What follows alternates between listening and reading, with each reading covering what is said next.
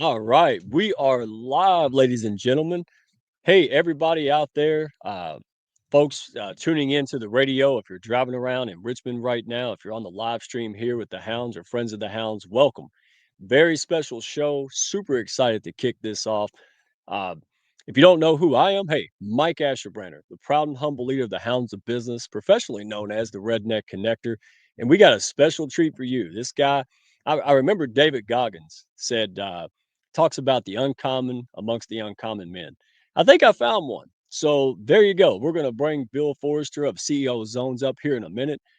Folks coming in, look, the Hounds are here. Oh my goodness. If you're running around the radio and you can't see this, hey, feel free to go to our YouTube channel, Hounds of Business on YouTube. We're also on LinkedIn, Hounds of Business, Mike Asherbranner, or you can send me a carrier pigeon. I still take those. So we've got, oh, Kevin, big dog Kevin from France, already international. Good to see you, brother.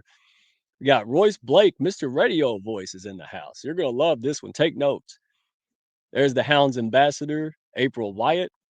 And look, LinkedIn user, that has to be Sarah P. Pucho. All right. All right. We're going to start this intro. I can't wait. 30 minutes goes too fast, guys. Hold on. Looks like your business might be in a bit of a pickle. Don't you worry about a thing. You ain't alone in this. You're just a success story waiting to happen. Trust me on that. Every bump in the road is just an opportunity wearing a clever disguise. Welcome to the Hounds of Business community, where we don't just sit around twiddling our thumbs. Nope. We turn those obstacles into mighty fine stepping stones. This here's a place where high-level entrepreneurs and sharp professionals gather to grow their businesses and mindsets, kind of like how a good old gumbo needs the right ingredients to be something special. Ideas thrive here, and collaborations, well, they're as natural as sweet tea on a hot day. Success, it's a journey, and we're fixing to walk that road right beside you. Now, don't forget to follow us on LinkedIn for all the latest tips and insights. We're talking about the kind of wisdom that'll keep you ahead of the game. And while you're at it, head on over to our YouTube channel. We've got ourselves a treasure trove of videos, from expert interviews to webinars, everything you need to stay sharp in this fast-moving world of business. The Hounds of Business community? Well, we ain't just a network, we're a movement. So why not come on and be part of something bigger? Join us today and let's turn your business journey into a real Southern success story. Together, we'll achieve greatness, just like crawfish and singing on a Friday night. All fishing singing on a Friday night. Bill, welcome to the show. Mike King, thank you so much for this platform. Love the way you push your community up, and we're so excited to have Bill Forrester on. How are you today? I am great, Mike. Thank you so much for having me. Who knows where this will go? Because I'm a redneck in Yankee land, and there you are. So we'll see what happens. Yes, sir. And I have to get a shout out. These folks came to see you. All right. So, folks in Richmond, hey, join in on the Hounds of Business, guys. I want you to see the theatrics, not just hear it. All right. So we've got folks piling in. Look, even CEO Zones is here. Wow. All right. I'm going to try to multitask. We all know how that goes. But Bill, you have a very accomplished resume and a very just interesting life, in my opinion. So let's start back to the beginning, right? So your journey from the U.S. Army, Air Force, right, to all the way to founding CEO Zones, right? What are some of the things in your early career, military and business, that really shaped your leadership and the culture, execution, and optimization framework? Well, I guess I saw good and bad leadership, and I even modeled good and bad leadership when I was in the Army and then gifted to the Air Force. So I was, if I was paying attention, which I probably missed some lessons along the way, but hopefully, one of the things we want to do is learn the mistakes from the others so we don't do them ourselves. I have made plenty of mistakes though. So I would say it started there. And then probably some of my Boy Scout career. I was a Life Scout in Boy Scouts, didn't make Eagle. My son made Eagle. But I fell in love and been married 49 years now. So I kind of quit Boy Scouts and moved on to having a queen in my life. Yeah, so it sounds like, commitment is a big deal for you. You're in the for the long haul, business, life, friends, relationships. Is that fair assessment? That's pretty true. One of my faults is loyalty because you can take it too far. So, yep. Oh, that's another segment. We could, yeah, I learned from the school of hard knocks there. But hey, we learn. That's what I want to take away from this. And I know the folks are excited to hear this because we go through business and we expect perfection and we think failure is the end. And when folks get to know you and see what you have accomplished, I appreciate you being open about that because failure is part of the process. And if you really learn how to surf on the tsunamis, it can be a great, catalyst to success. Mm. So we'll get into that. But I find it interesting. You took the acronym CEO, right, and you broke it down to culture, execution, optimization, trademark, framework. Explain that. Where did that come from, if you don't mind?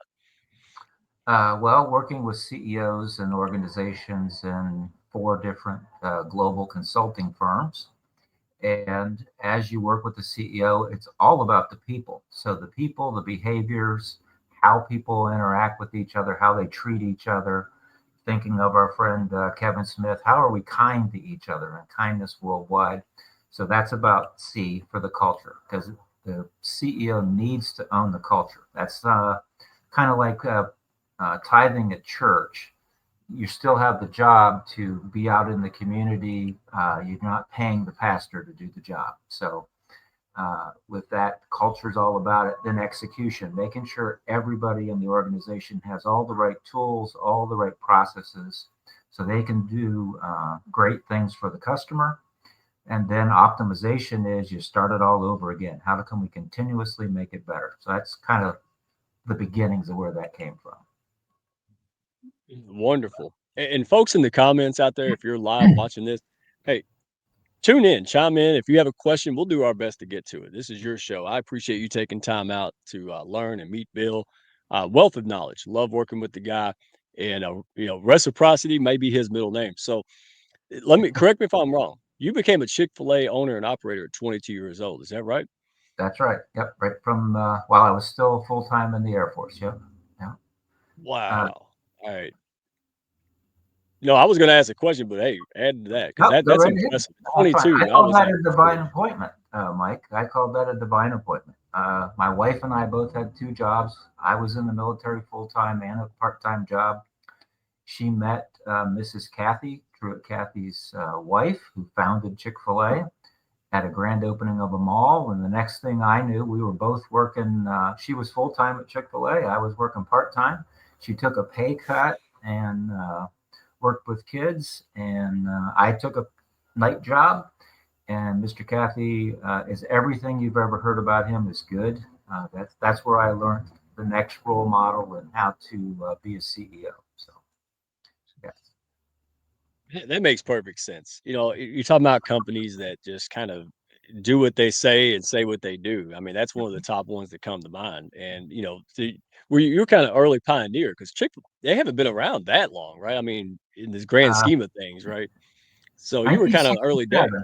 1967. So they were What was that?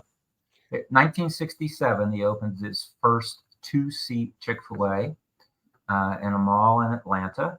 I met him in 1974 in a mall in Texas.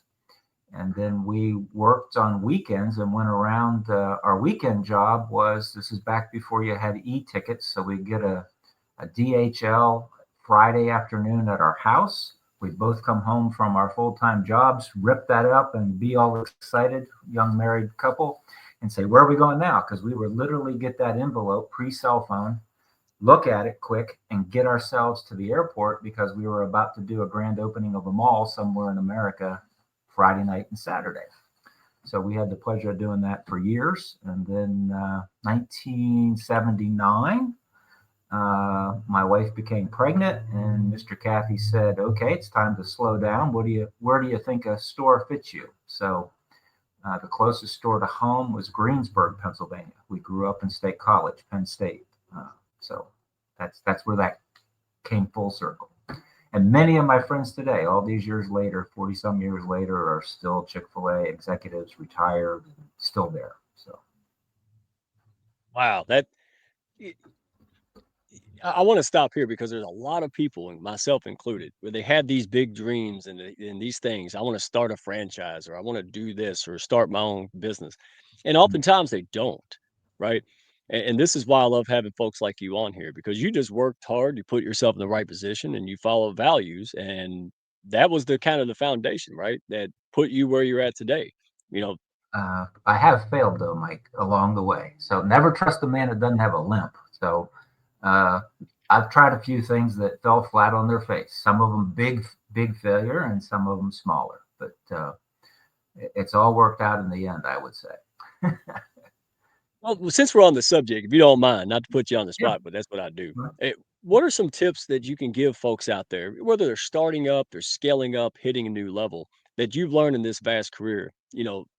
What are some pointers that you can give out that, hey, this could help you not fall off the cliff in failure? Like, what are some pointers that we can use to reframe failure? Well, it's pretty common, but that makes it unique, right? So, first would be to your own self be true. What are your values? What are your personal values? And then will that business or that employer or that partner match up? And I recall having several partners that I would counsel them and say, when you get a partner, you get a wife, you get kids, you get all of that all together. Especially if you're not a public company as you go, but as you're an entrepreneur. So you got to pick everything. And I'll give praise to Chick-fil-A again because their motto was when you were interviewed, they interviewed the family. They wanted to see how the kids act at the restaurant. They wanted to see how things went. And one of those early things as you start your business, the very first person you hire is the most important person you're going to start with. So once you realize you can afford to not be a jack of all trades and start to hire experts into your business, those first few hires are absolutely critical. And I can think back again to that Chick-fil-A model. 46 years later, there's still people at our company, our app CEO zones that worked at Chick-fil-A right up from junior high, high school, college, maybe went out somewhere, came back, and then 46 years later retired from the executive team. So those are the kind of things. Get those get those people around you, your inner circle, I guess I'll call it first. Oh, I've got them. In fact, they found me. That's the funny part. I just went out there and just, yeah, and I remember saying, where am I going to get the folks and the people and all of this stuff? And, just on a whim and a prayer, they found me. And so, not to put words in the mouth, but what I hear you saying is you lead by example. You give a lot of grace because you want grace. And I think is that really what defined your early days to really hone in on the culture aspect of the CEO acronym? Well, I'll make it even simpler. Hire the best people and build your business, and they will attract the best customers. And that was a poor misquote of also true at Kathy one day. We were somewhere and I was interviewing people, hiring people.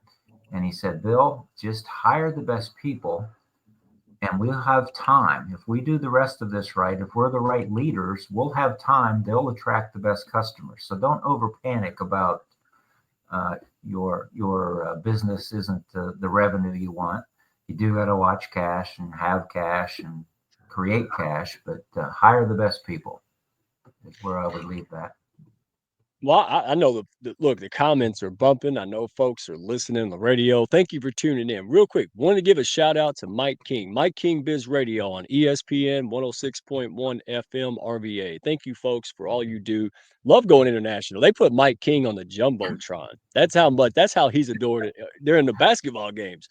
I haven't got there yet, but he inspires me. And folks, look, Hounds of Business Community, building a business is hard. And what we've seen is that folks out there, they have a passion now more than ever to do something, right? Go out there and be the antidote to the things that you don't like or you think can be improved. And that's great, but most people won't realize that. They won't do that. You know why? Because they don't have the resources and support to do it. That's why the hounds exist. And for CEOs and executives, that's why CEO zones exist. So if you're driving around, go to ceozones.com. All right, check that out. We're going to dive into it. And Bill, I want to dive into first the culture part because that's you, right? If we look up culture, company culture in the dictionary, you might be in there. You should be. I'll write a letter to Webster. But on that note, in CEO zones, right, you emphasize that executives need to break free from the role myopia. Mhm. Can you explain that a little bit, right? And why is it important to organizational culture? Well, as the CEO, which is who our app is built for, and that community of CEOs to CEOs, everyone has the word clarity. Make sure every single individual in the organization has a clear to-do list. Does their action and their results, does that add up to make the organization even better? And all those different individual things. But where you can get caught up is make sure as an individual that the goals you're achieving, the outcomes you were asked to get, and then you get them, are they adding to the greater good of the whole organization? So it's kind of like nearsighted, farsighted, if you will. You can be down, have your head down in the cubicle doing your job, and realize the company went bankrupt around you 2 weeks ago, but you kept showing up doing your job. That is not what we want to do with our leaders. We want to teach people, raise people, leaders developing leaders. That's where I come from a culture point of view. And you need to know why they came into the office and maybe they don't smile that one day a week. What's going on at home? How can we help them? So if we help them, they'll help us, and sooner or later we'll get there. So Now, now, wait a minute. That's not just some tactic you learned to improve the bottom line in the culture. That's something you actually believe in. That's a big uh, distinction there, right? I, That's not I an know act. that's the way we do it. Yes. If your kid's sick, we got to take care of that because you're not going to be there. A former partner of mine, Steve Bowen, the author of Becoming Invaluable, uh, when we sold our consulting company, he wrote that book with Dr. Terry Lyles. But together, he would say, if you don't have your health, you can't really do good work, right? Because how's good work going to come out of that? And we'd have that little bit of argument because I'm chubby and old and whatever. But he's a lean, mean fighting machine, and I was the anchor that kept the boat from going too fast. So, in any event, got to have your health. That's not just in your employees, but that's in the family of the employees. And health could be everything from financial to it's flu season. So, It, I heard it. I don't know where it came from. I know I didn't make this up, but they talked about transactional versus transformational leadership, right? And mhm, I love the way it said it. It said, when the cat's away, the mice will play. That's the typical transactional leadership. Uh, mhm, the other alternative is, it reminds me of you, when the cat's away, the mice do what the cat wants them to do because they have the same vision and they're on the same team. They really care. They have ownership in that, right?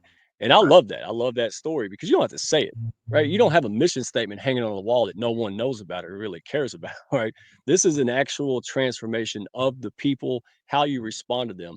And not to go on a soapbox, Bill, but I remember, I'm not going to say the company, humongous company. Everybody knows who it is. There was one supervisor on the front lines, never had a problem. Everybody else had problems, right? We had union issues and grievances. He was cool. If you needed to go, hey, go ahead and go. So when people needed to get things done in the crunch time, guess who always delivered fast? Yeah, he didn't enforce it. He wasn't a policeman, and he was a guy. We wanted to see him win. Right? Do you see that that's really the transformational type of thing that makes businesses stand out, right? Right. And I'd also say that's individual ownership, not necessarily equity, but ownership. They know their job, they're going to do a good job.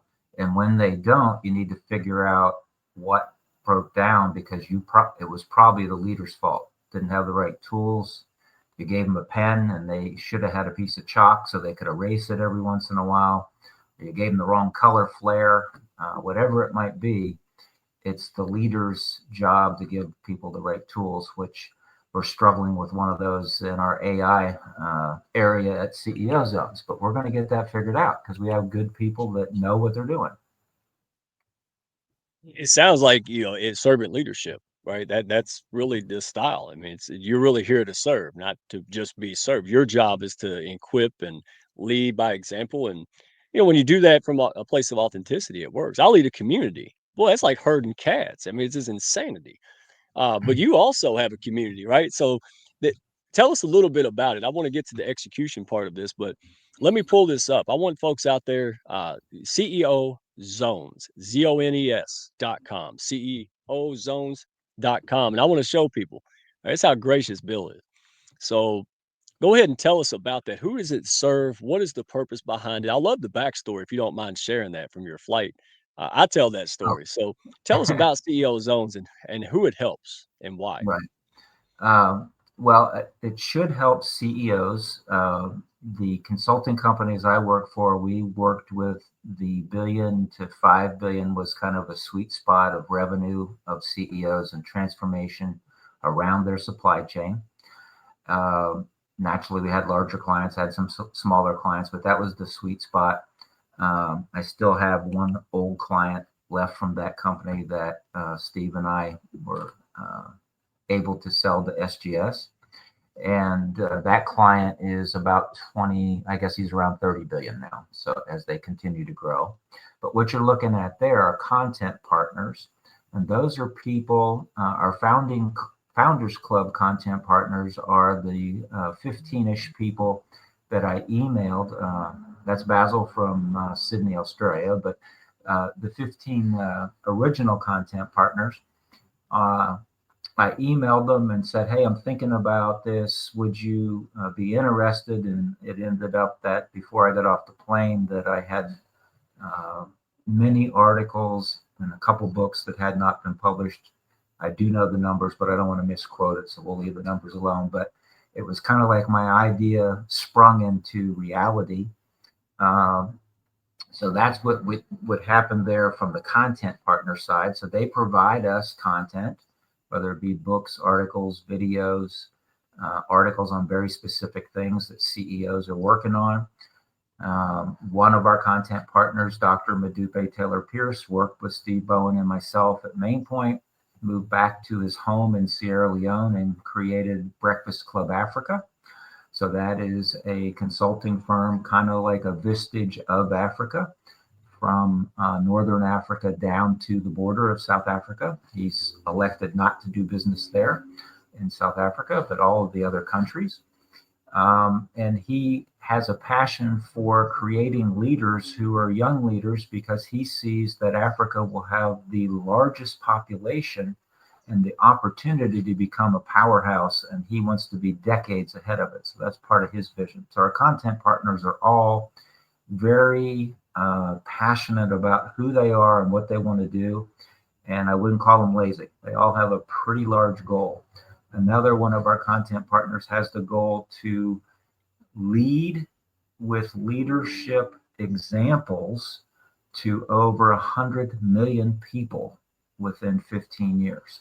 So I hang around some people who have some pretty healthy goals, is the bottom line of that. In the center of the screen that you're on there, another healthy goal would be we're about the leader, not just leadership. So that little news article there about Carter Scarachi, he is the Penn State wrestler that has won 4 NCAA championships, and he's on a undefeated season, headed for to be the only ever 5 NCAA champion, 5-year champion, 5 in a row.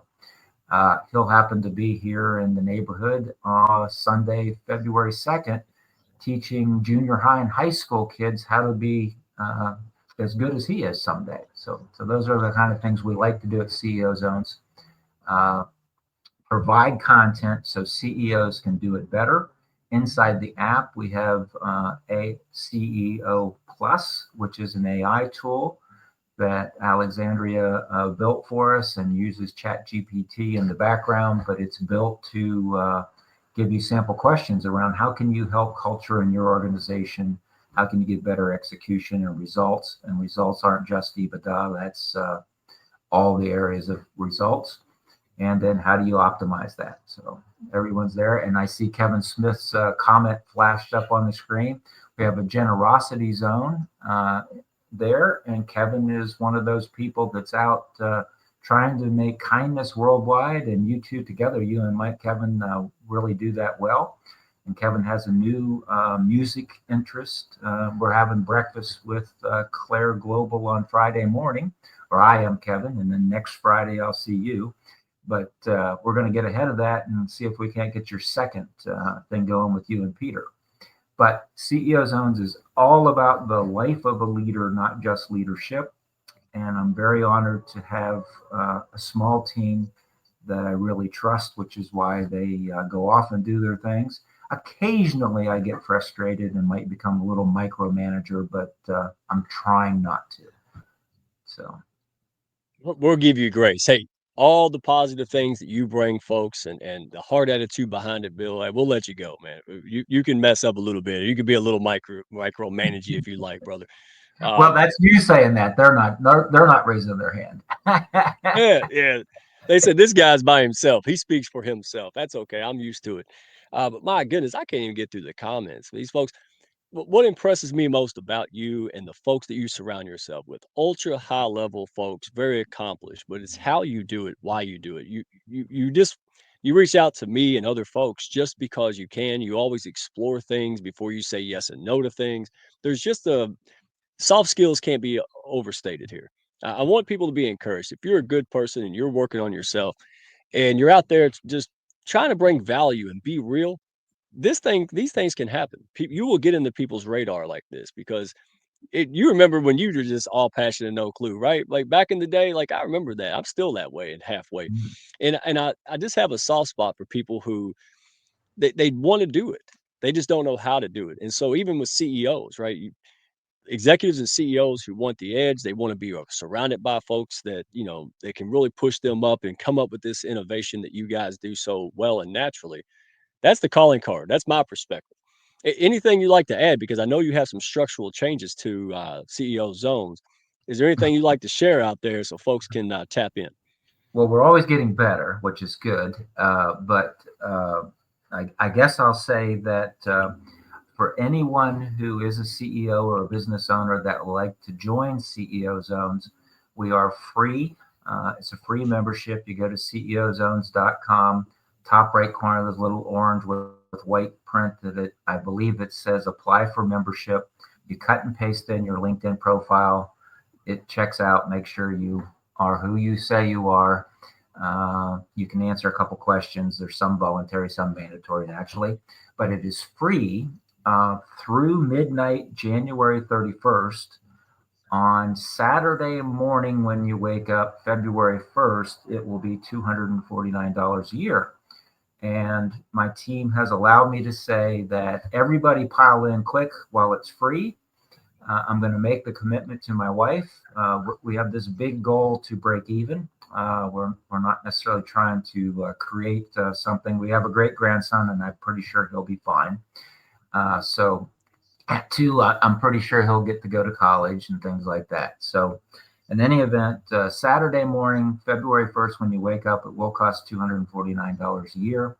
There's a 30-day trial at that point, but anybody that gets in before that, we're going to make it free to you for the whole calendar year 2025.